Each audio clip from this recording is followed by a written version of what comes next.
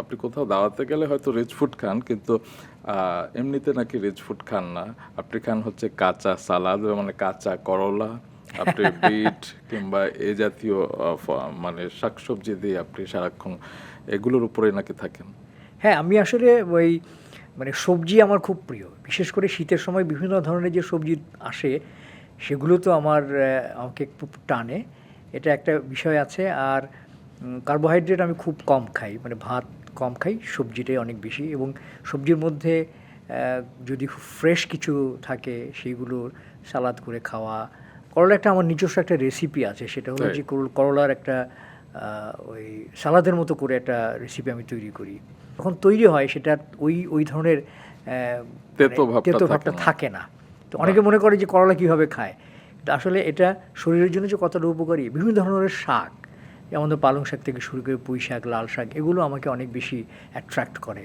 বিভিন্ন রকমের সবজি, পটল থেকে শুরু করে আমাদের দেশীয় যত সবজি আছে, সেই সব সবজিই কিন্তু আমার অনেক অনেক বেশি আমার পছন্দের। তো সুতরাং ওই অভ্যাসটা আমার আছে যে শুধু আমি দেশীয় সবজি না, দেশীয় ফল, মানে হ্যাঁ, অনেক ফলের নামও হ্যাঁ, আমরা জানি না, হ্যাঁ, এগুলো আপনি নাকি খান। আমি অনেক ফল, মানে ছোটোবেলা থেকেই আমার এই অভ্যাসটা তৈরি হয়েছে যে আমাদের এমনও আছে যে অনেক বুনো ফলও আমি টেস্ট করেছি। কয়েকটা নাম শুনি না, যে যে ফলগুলোর যেমন নাম ধরো হয়তো আমরা জানি না। বৈচি ফল বলে একটা ফল আছে, যেটা আমরা গানে শুনি যে বৈচি ফলের মালিকা। তো বৈচি ফল দিয়ে কিন্তু এক ধরনের মালা তৈরি হয়। তো বৈচি ফল আছে, বেত ফল, তারপরে বেত ধরো ফল খেয়েছি, লটকন, দেশের লটকনও আমাদের লটকন, খেয়েছি। তারপরে হরবড়ই, হ্যাঁ, তারপরে ধরো আরেকটা কি যেন বলছিলেন সেদিন, ছোট জাম না কি যেন? ও খুদে জাম। খুদে জাম। খুদে জাম বলে একটা আছে। জাম তো আমরা এটা দেখি যে জাম, কিন্তু খুদে জাম কিন্তু সব অঞ্চলে পাওয়া যায় না। আমি ছোটোবেলায় যখন ছিলাম যশোর অঞ্চলে, এটা যশোর অঞ্চলের একটা ফল, খুদে জাম। তারপরে আছে ধরো তোমার কাউ ফল আছে। কাউ ফল ধরো কাউফল। খুলনা, বাগেরহাট এই অঞ্চলে একটা ফল আছে, এটাকে নাম কাউ ফল, এটা টক ফল।